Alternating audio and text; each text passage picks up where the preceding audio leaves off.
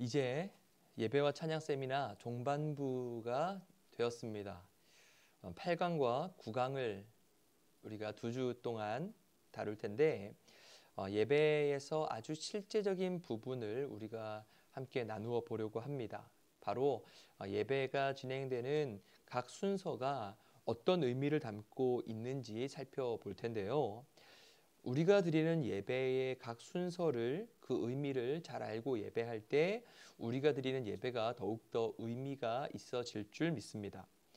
예배 우리 주보 보시면 순서가 굉장히 많잖아요. 그래서 한 주에 다 다루지 않고 이번 주와 다음 주로 나누어서 강의를 하려고 하는데요. 예배에는 크게 맥락이 있습니다. 가장 크게 먼저는 경배와 찬양 파트가 있고 그다음 말씀 선포, 그리고 경우에 따라서 성만찬, 그리고 헌신과 결단, 파송의 시간으로 나눌 수 있는데요. 오늘 이 첫 번째 시간에는요, 경배와 찬양 부분을 다루고 그 다음 주에 말씀 선포와 헌신과 결단 부분을 다루어 보도록 하겠습니다. 이제 기도하고 시작하겠습니다. 우리의 예배를 받으시기에 합당하신 하나님, 우리의 매주 예배가 습관적인 예배가 되지 않도록 그 예배의 의미를 저희들이 공부하려고 합니다. 이 시간 이것이 단순히 지식으로 그치는 것이 아니라 진정 우리가 드리는 예배 가운데 적용되고 우리가 드리는 온전한 예배가 하나님의 기쁨이 되게 하여 주시옵소서. 감사드리며 예수님의 이름으로 기도드립니다. 아멘. 지난주에 문화의 옷을 입는 예배라는 주제를 우리가 함께 나눴었지요. 우리 교회의 예배 순서에 대해서 나누기 전에 지난주 강의를 먼저 했던 이유가 있습니다. 그것은 뭐냐? 예배 형식, 우리가 드리는 예배 형식도 절대적이 아니라는 것이죠. 예배의 형식에는 정답이 없습니다. 각 문화와 시대마다 조금씩 변화하기 마련입니다. 엄밀히 말해서 우리가 드리는 예배는 우리에게 익숙한 예배, 우리 교회가 계속 보존해왔던 예배인 것이죠. 우리의 예배를 절대화할 수는 없지만 우리의 예배 순서 가운데 담겨있는 의미 하나하나를 우리가 알아갔으면 좋겠습니다. 실제로 예배의 순서와 의미에 대해서는 각 교파 또 교단마다 신학자들의 견해가 조금씩 다릅니다. 어떤 교단은 예전적인 요소를 조금 더 강조하는 경우가 있고요.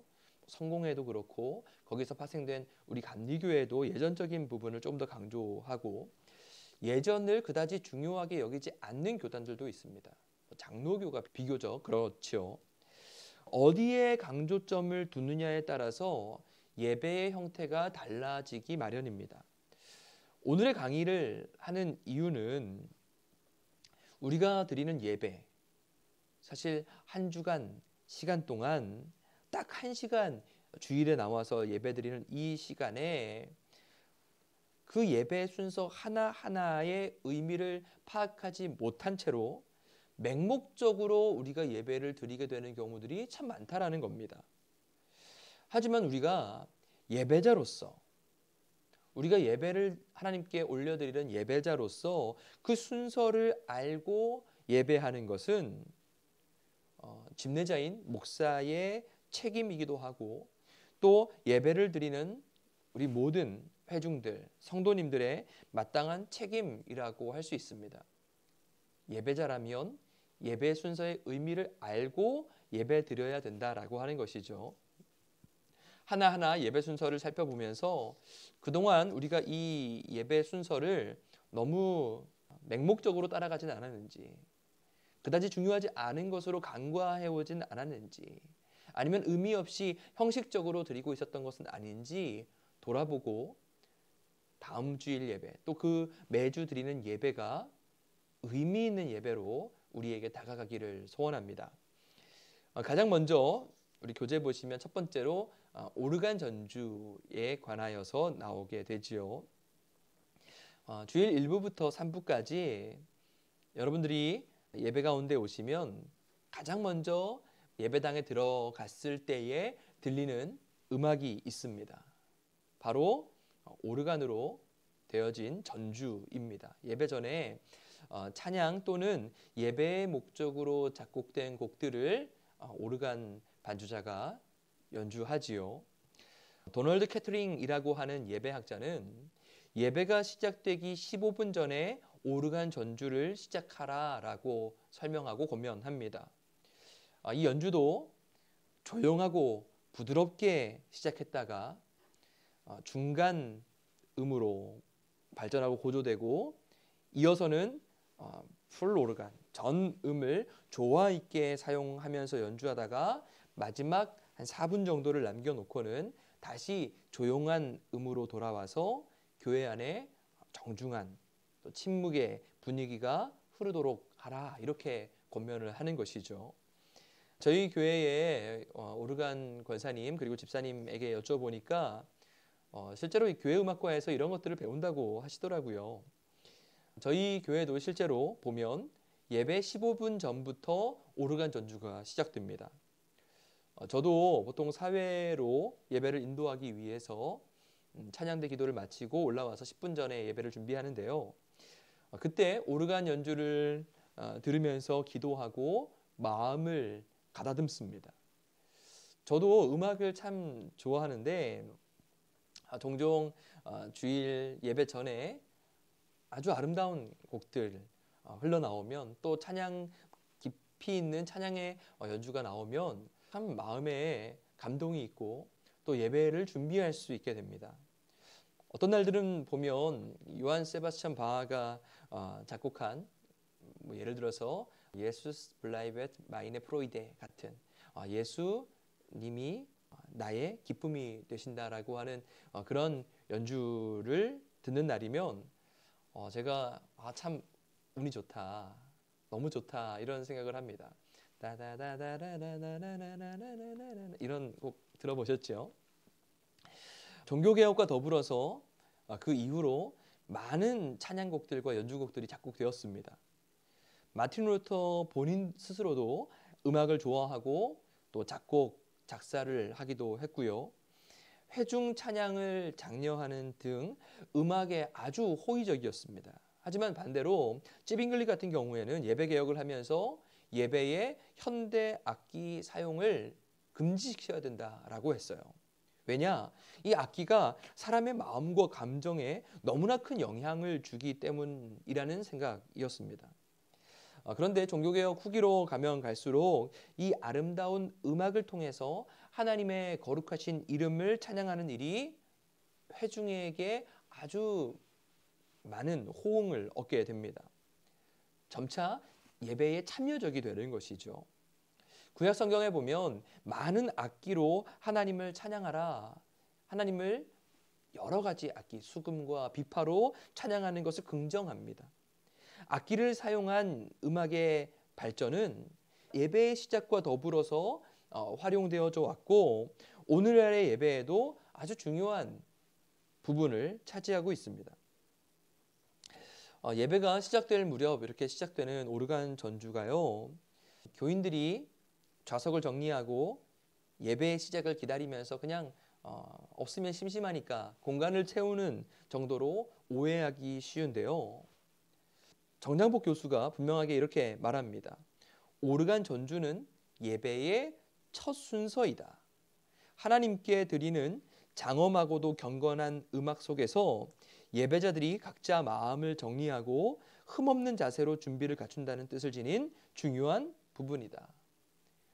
엄밀히 예배가 시작되기 그 전의 순서부터 곧 예배가 시작되는 것이라는 것이죠. 이런 마음으로 경건한 음악 속에서 마음을 정리하고 흠없는 자세로 하나님 앞에 나아가는 그런 자세로 우리가 예배에 참여해야 합니다. 예배를 드리는 회중들은 권면드립니다. 15분 전부터 예배당에 들어와서 기도로 예배를 준비하는 것이 바람직하다고 할 수 있습니다. 저는 예배 드리면서 오르간 전주를 잘 못 들어봤어요. 저는 시간 딱 맞춰서 오거든요. 그러지 마시고 미리 10분 전, 15분 전에 오셔서 기도로 예배를 준비하는 우리 모든 성도님들 되셨으면 좋겠습니다. 한 가지 광고 말씀을 잠깐 드리면 담임 목사님께서 주일 설교 전에도 말씀드렸지만 이제 코로나 거리두기가 해제되면서 장이자 한 라인에 더 많은 성도님들이 앉으실 수 있게 되었습니다. 어쩔 수 없이 코로나 기간을 지나면서 누군가 옆에 바짝 붙어서 앉는 것이 불편하고 어색하게 되었죠. 그래도 미리 오신 분들, 나중에 오신 분들이 자리가 없어서 못 앉는 경우가 없도록 가족들끼리는 꼭 붙여서 앉아주시고 또 미리 오셔서 예배를 기도로 준비하셨으면 좋겠습니다. 이제 두 번째 순서, 예배의 부름입니다. 개신교 예배는 일반적으로 인도자가 선언을 하면서 시작합니다. 이제 다 같이 우리의 뜻과 정성을 모아서 하나님께 예배를 드립시다. 이런 선언을 하기도 하고 또 예배의 부름이라는 성구 낭독을 통해서 예배가 시작되는 경우도 있습니다. 왜 이렇게 하냐? 이렇게 함으로써 예배의 주도권이 인간에게 있는 것이 아니라 하나님께 있다라는 것, 하나님이 이 예배의 주관자이고 소유자이심을 회중들에게 알리는 것입니다. 그냥 드리는 것이 아니라 하나님께 드리는 예배라고 하는 것이죠. 예배의 부름에는 교회의 절기에 따라서 성구 낭독이 이루어지는데요. 이 순서는 전통이 오래됐습니다. 500년 전에 종교개혁자 존 칼빈에 의해서 시작된 것으로 개신교 예배의 역사에서 오랫동안 지속해온 순서입니다. 오늘날 너무나 분주하고 바쁜 세상 속에서 살아가는 이 성도들은 예배 자리로 나올 때 각자의 삶의 고민과 또 여러 가지 세상의 분주한 마음으로 자리에 앉아 있는 경우가 많이 있습니다. 그렇기 때문에 하나님의 말씀의 선포가 예배 시작 때 이루어짐으로써 예배자들은 하나님의 말씀이 이 예배 현장 가운데 임재한다라는 것을 깨달아야 됩니다. 그전까지는 세상의 여러 가지 사건들이 나를 사로잡고 있었다면 이제 이 예배 시작으로부터는 하나님의 말씀이 나를 사로잡고 있다라는 것을 인정해야 된다는 것이죠. 그렇게 엄숙한 말씀 앞에 머리를 숙이면서 하나님 앞에 자신이 가져야 할 자세를 가다듬어야 된다는 것이죠. 지난 주일에는 1, 2, 3부 예배 모두 시편 118편의 말씀을 읽고 예배의 부름을 했는데요. 어떤 성경으로 예배의 부름을 하는지 몇 가지 예시를 교재에 제가 넣어드렸습니다. 시편 34편 1절 2절 보시면 내가 여호와를 항상 송축하며 내 입술로 항상 주를 찬양하리이다. 내 영혼이 여호와를 자랑하리니 공고한 자들이 이를 듣고 기뻐하리로다. 시편 84편 만군의 여호와여 주의 장막이 어찌 그리 사랑스러운지요. 주의 집에 사는 자들은 복이 있나니 그들이 항상 주를 찬송하리이다. 시편 92편 지존자여 시편금과 비파와 수금으로 여호와께 감사하며 주의 이름을 찬양하고 아침마다 주의 인자하심을 알리며 밤마다 주의 성실하심을 베풀미 좋으니이다. 이 세 가지 구절을 읽어드렸는데 이 말씀을 읽으면서 어떤 느낌이 드셨습니까? 하나님 앞으로 나아가는 시편의 고백들, 하나님을 찬양하기 원하는 하나님의 성품을 찬양하는, 노래하는 그런 말씀이 주로 이 예배의 부름 때 읽히게 됩니다. 예배를 드리는 회중들, 예배에 참여하는 성도들을 이 예배 가운데 초청하는 것이죠. 우리가 마음을 모아서 하나님을 찬양해야 된다라고 하는 것을 알리는 것입니다. 세 번째 순서로 기원, 인보케이션을 넣었는데요. 우리 교회에서는 부름과 기원이 한 순서로 묶여 있습니다. 주보 보시면 부름과 기원이 한 순서로 되어 있어요. 예배 인도자가 사회를 섬기는 목사님들이 이 예배의 부름과 기원을 하시게 되죠. 예배로의 부름을 위한 말씀을 먼저 읽은 후에 기원을 드리는 기도를 이어서 드리는 것인데요.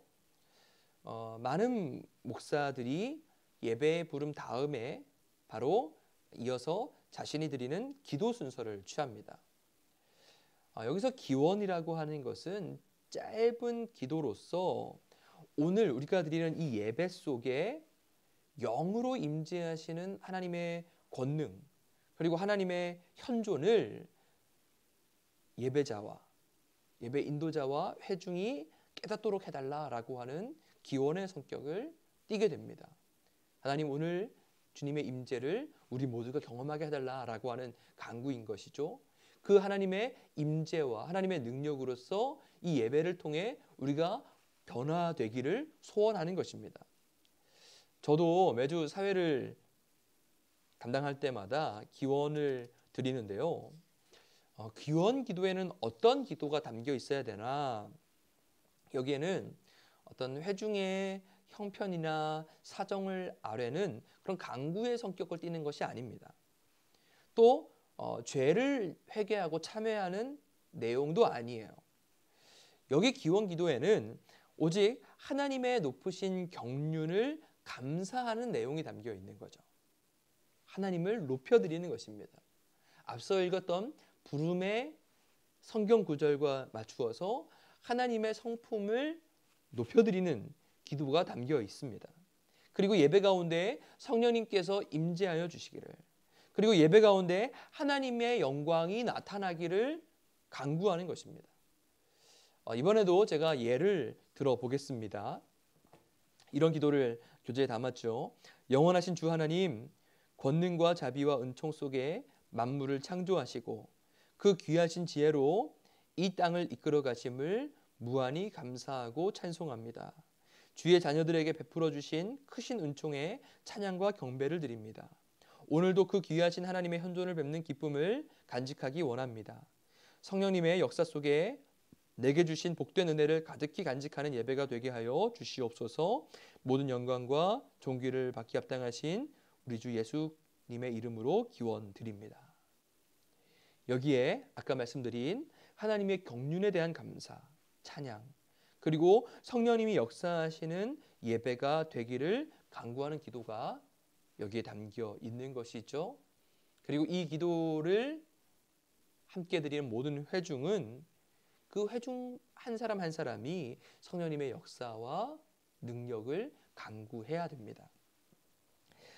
그리고 우리 이어서 찬양과 경배의 찬송 시간인데요. 우리 교회 예배에는 부름과 기원 순서 앞과 뒤에 찬양과 경배의 찬송 시간이 있습니다. 가장 먼저 예배 시작은 예배 설교자와 인도자가 그리고 기도자가 임례 강단 위에 올라가기 위한 그 시간 동안에 우리 모두가 하나님의 부름에 응답하는 경배와 찬송을 부릅니다. 그리고 이때 우리는 계속해서 일어나서 예배를 드리게 되지요. 그리고 기원 기도가 끝난 이후에도 동일하게 하나님의 성품을 높여드리는 찬양을 부르게 됩니다. 왜 일어서서 예배하냐?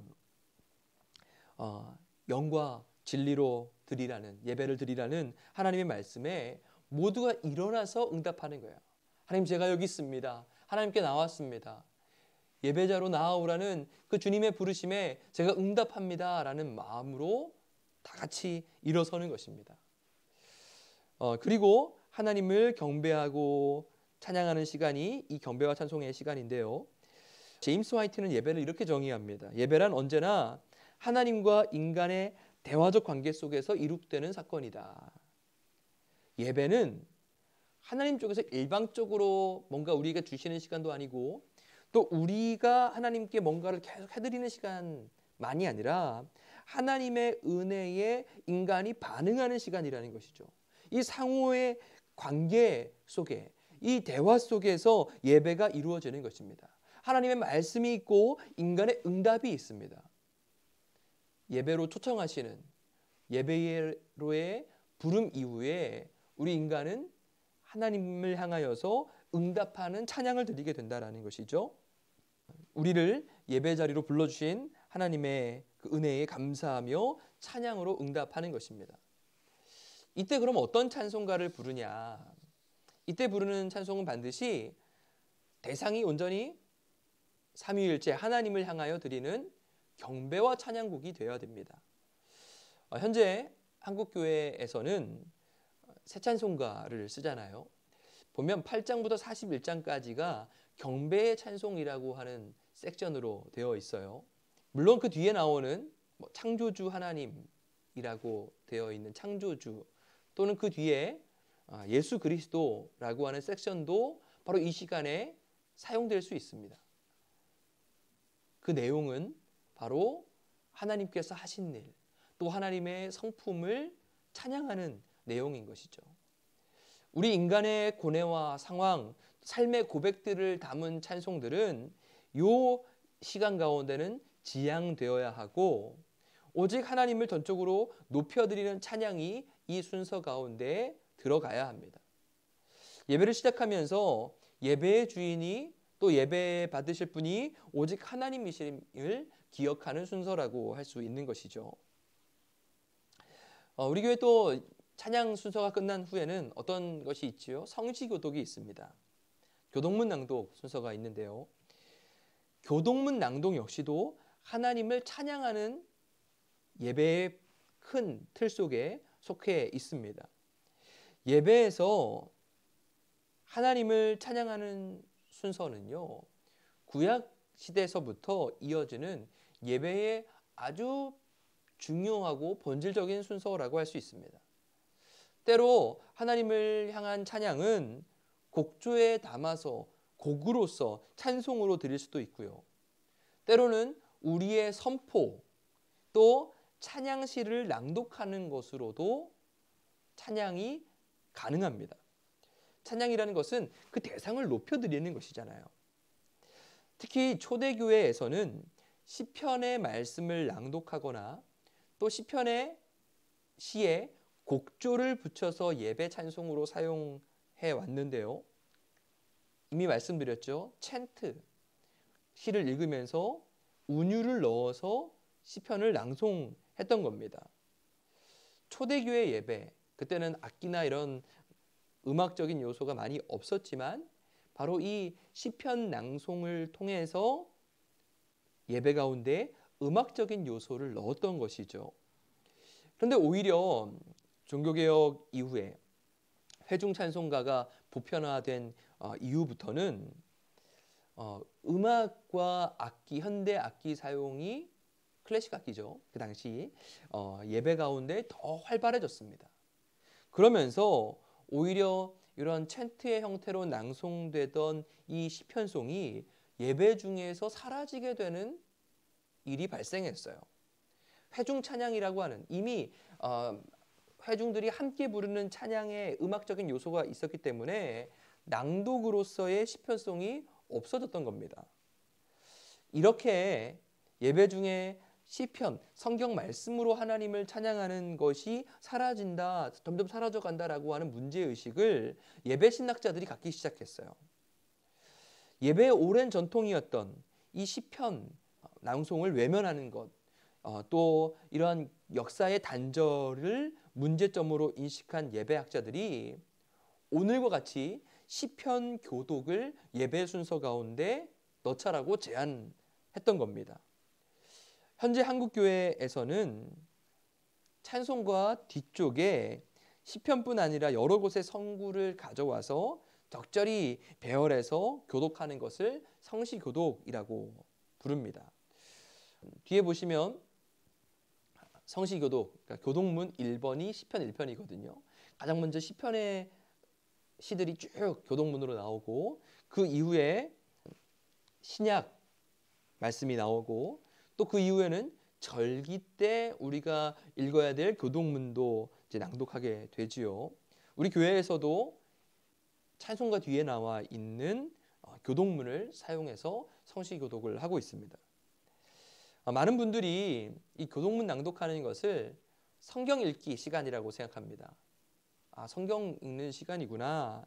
그런데 엄밀히 말해서 이 교독문 낭독은요, 시편으로 하나님을 찬송하던 것에 기원을 두고 있습니다. 그리고 예배 순서로서도 경배와 찬양에 해당하는 섹션에 이 성시교독 순서가 있지요. 그렇기 때문에 이 성시교독은 단순한 성경 읽기가 아닙니다. 이 시간에는 하나님을 성경에 나와 있는 그 구절로서 하나님을 찬양하고 높여드리는 시간이에요. 이번 주에 예배 드리시는 우리 모든 성도님들은 이 성시교독을 할 때 단순히 성경을 그냥 따라 읽는다 정도로 생각하지 마시고 이 성경 말씀을 통해 하나님을 높여드린다, 하나님을 경배하고 찬양한다라는 마음으로 이 말씀을 읽어보시기를 권면하고 제안드립니다. 그러려면 미리 예배 오셔서 그 시를 미리 보시는 것도 좋겠지요. 그리고 순서에 딱 맞춰서만 읽는 것이 아니라 예배 사회자가, 인도자가 읽는 부분들도 들으시면서 곱씹으시면서 이 말씀이 어떻게 하나님을 높여드리는가, 그것을 고민하면서 읽으시면 더욱더 이 예배 성시교독이 은혜로운 시간이 될 것 같습니다. 그 다음 순서는요, 고백의 기도와 용서의 말씀 시간입니다. 우리 교회 예배 순서에는 행해지지 않지만 종교개혁자들이 사용했던 이 예배 순서에는 꼭 이 참회의 기도 시간이 있었어요. 저희 교회 예배는 없지만 개신교 예배 전통에서 매우 중요한 순서이기 때문에 이 고백의 기도와 용서의 말씀에 관한 이야기를 다루고 넘어갔으면 좋겠습니다. 제가 어렸을 때 다니던 모교회에서는 이 회개의 기도와 용서의 선언 시간이 있었었는데요. 왜 이 시간이 종교개혁 이후 개혁자들로부터 시작되었나? 예배하는 우리들, 예배하는 그리스도인들이 하나님 앞에 먼저 참회하고 용서를 받은 존재로서 예배를 드려야 한다라고 생각했기 때문입니다. 예배하는 무리들이, 성도들이 죄악됨을 그대로 품고 있을 때 하나님과의 만남이 불가능하다. 왜냐? 하나님 거룩하시기 때문에. 그런 마음으로 먼저 참회의 기도를 드리며 하나님께 나아가는 것이죠. 시편 66편 17절 18절 말씀입니다. 내가 나의 입으로 그에게 부르짖으며 나의 혀로 높이 찬송하였도다. 18절 내가 나의 마음에 죄악을 품었더라면 주께서 듣지 아니하시리라. 우리가 하나님을 찬송하고 우리 입술에 하나님을 위한 경배를 담아서 올려드리더라도 우리 마음에 죄악을 품고 있다면 하나님께서 듣지 않으신다라고 하는 시편의 말씀을 토대로 먼저 죄악을 회개하고 용서를 받은 이후에 하나님께 나아가는 것이죠.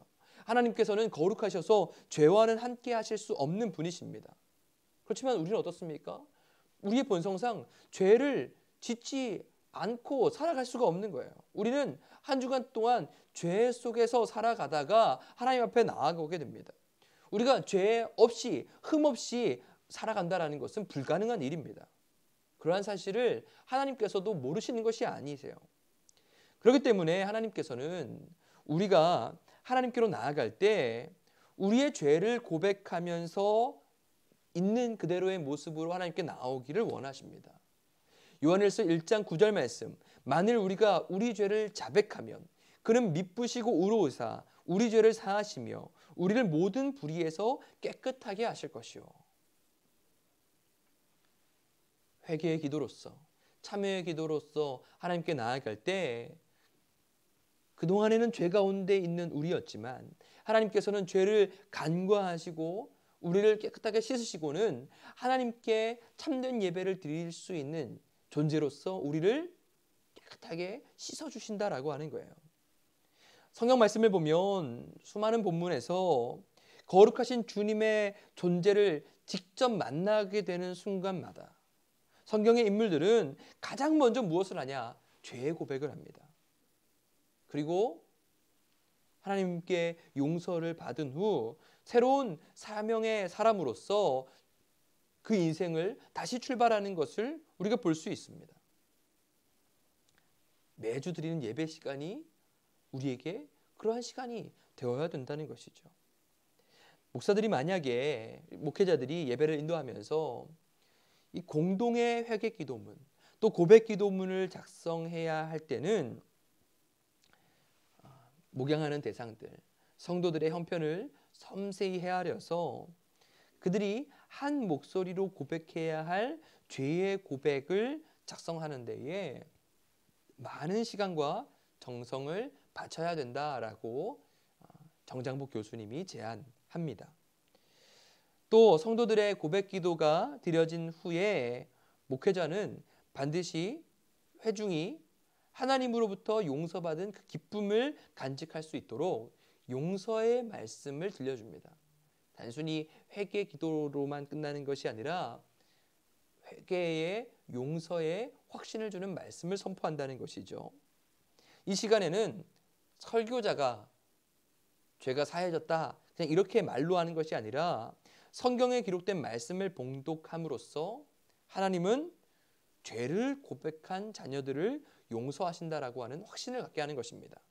아까 읽었던 요한일서 1장 9절 말씀도 바로 이때의 용서의 선언으로서 선포되는 말씀 중에 하나이고요. 또 예를 하나 들면 이렇게 예배 중에 이야기하지요. 여기 하나님께서 우리를 향하여 주신 말씀이 있습니다. 죄를 회개하는 우리에게 주시는 용서의 말씀이 있습니다. 라면서 말씀을 읽습니다. 대표적인 말씀 구절 로마서 8장 1절에서 2절 말씀입니다. 그러므로 이제 그리스도 예수 안에 있는 자에게는 결코 정죄함이 없나니 이는 그리스도 예수 안에 있는 생명의 성령의 법이 죄와 사망의 법에서 너를 해방하였습니다. 아멘.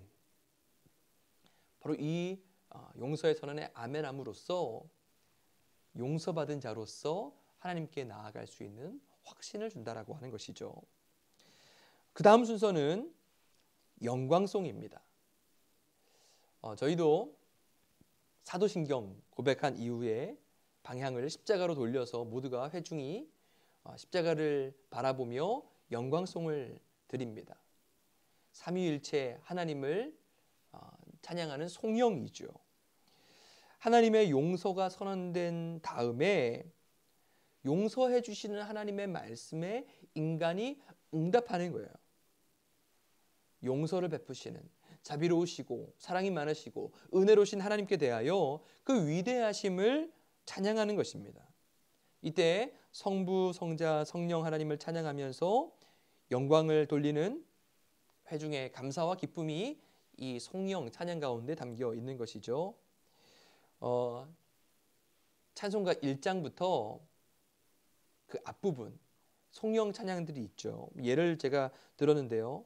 찬양 성부 성자 성령 또 이 천지가 만물들아 이런 찬송가들이 이 시간 가운데 송영 시간 가운데 드려지게 됩니다. 이런 영광송을 회중이 함께 부르게 되는 경우에는 모두가 일어서서 하는 것이 마땅합니다.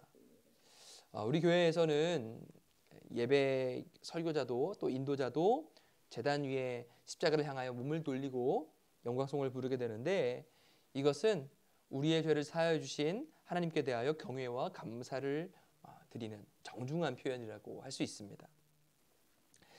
그 다음 순서는 중보의 기도 또는 대표 기도라고 하는 시간이고요. 그리고 이어서 주기도문 시간입니다. 정장복 교수님은 한국교회 예배의 이 대표 기도 시간이 외국 교회는 없는 특수한 순서라고 이야기합니다. 저도 사실 잘 몰랐었는데 이 대표 기도가 우리는 오늘의 기도라고 부르기도 하고 또 회중 기도라고 부르기도 하는 이 시간이 외국에는 없는 특수한 순서래요. 원래 이 시간에는요 목회자의 중보기도 또는 고백의 기도 시간이었습니다. 일명 목회기도라고 부르는데요.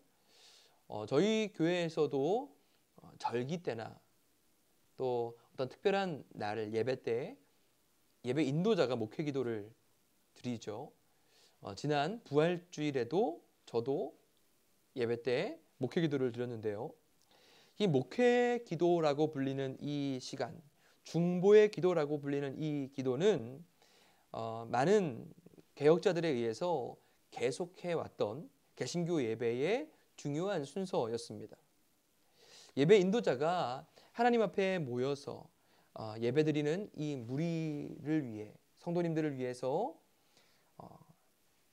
하나님 앞에 사조로서 목양을 하는 사람으로서 중보의 기도를 드리는 거예요.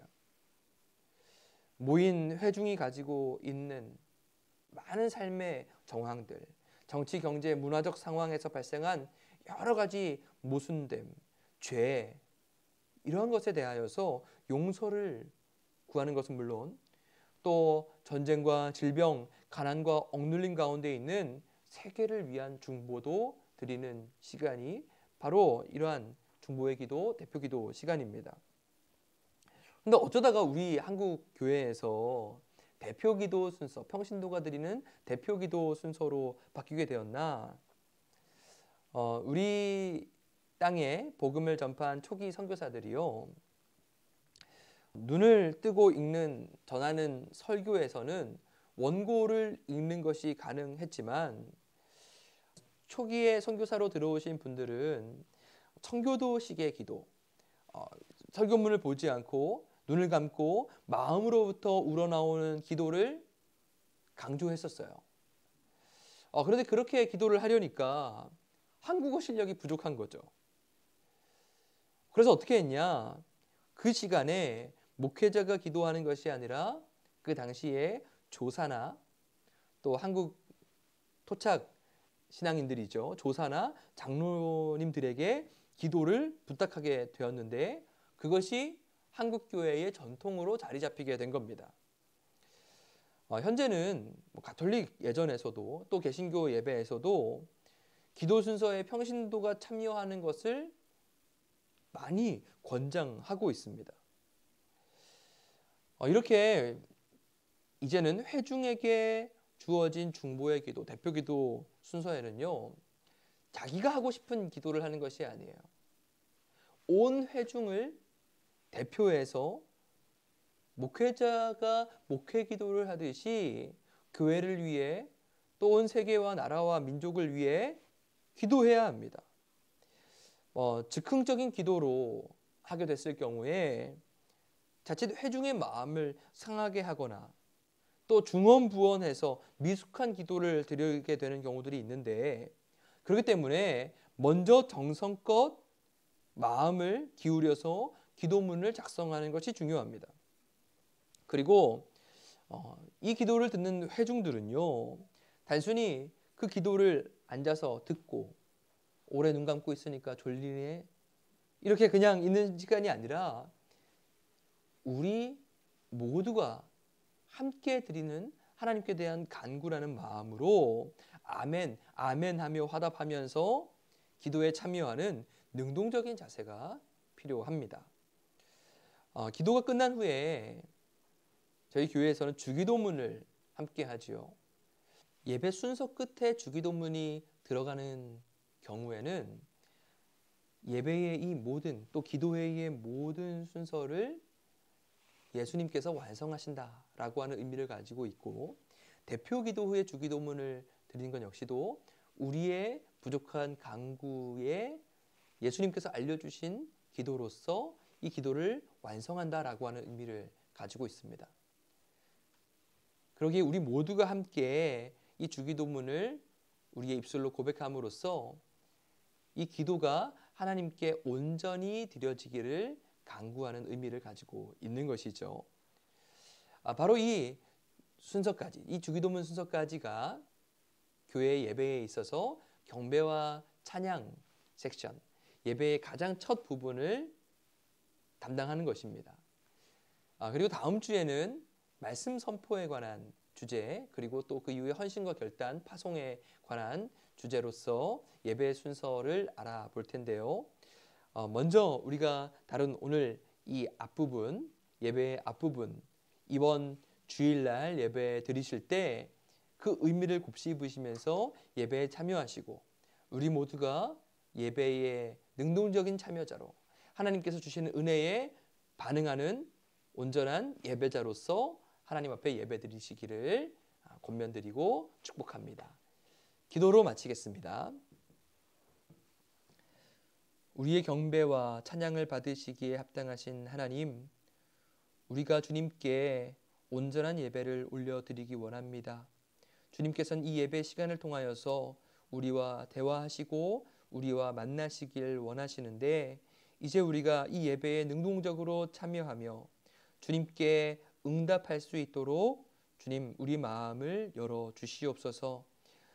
돌아오는 주일에 또 매주 드리는 예배가 우리 인생 가운데 가장 아름다운 예배, 가장 소중한 예배, 말 그대로 인생 예배가 되게 하여 주시고 날마다 드리는 예배 가운데 하나님의 얼굴을 만날 수 있도록 주여 역사하여 주시옵소서.